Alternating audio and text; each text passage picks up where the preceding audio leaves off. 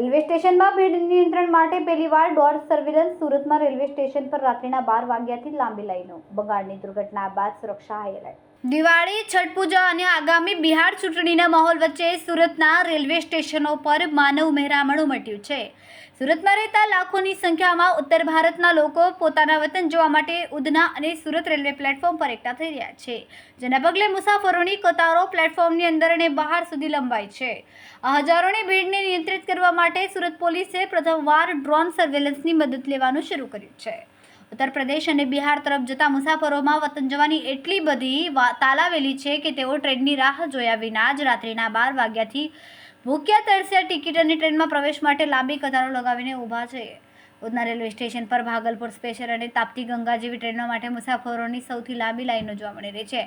ગત વર્ષે એક જ દિવસમાં 60,000 મુસાફરો એકઠા થતાં ભારે મુશ્કેલી સર્જાઈ હતી।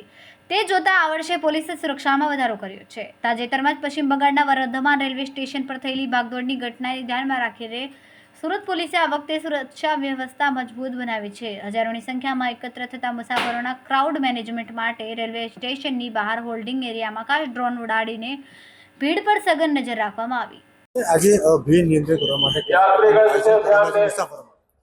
દિવાળીના તહેવારોને ધ્યાનમાં રાખીને લાસ્ટ ટાઈમ જે કેઓસની સિચ્યુએશન થઈ હતી તે ફરીથી ન થાય તેને ધ્યાનમાં રાખીને અને જે આપ જોઈ શકો છો કે હજારોની સંખ્યામાં મુસાફરો દિવાળીના તહેવારોમાં પોતાના વતન જતા હોય છે, તો એવામાં મેનેજમેન્ટ પ્રોપર થઈ શકે એ વસ્તુને ધ્યાનમાં રાખીને સુરત પોલીસ દ્વારા ડ્રોન અને વોકી ટોકી કોમ્યુનિકેશન સિસ્ટમ જેવા અત્યાધુનિક સાધનોનો ઉપયોગ કરીને એક લાઇનબદ્ધ અને એક સિસ્ટમેટિકલી યાત્રીઓનું આવવા જવા થઈ શકે તે માટે અમે અહીં સતત પ્રયત્નશીલ છીએ।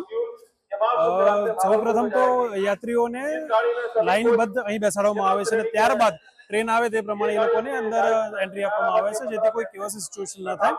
ડ્રોનથી સર્વેલન્સ ચાલુ છે કે જેના કારણે કોઈ પણ પ્રકારની સિચ્યુએશન બને છે તો અમે તાત્કાલિક પહોંચી શકીએ અને એક બાજ નજર રાખી શકાય। હજારોની સંખ્યામાં આવી રહ્યા છે, આપ જોઈ પણ શકો છો।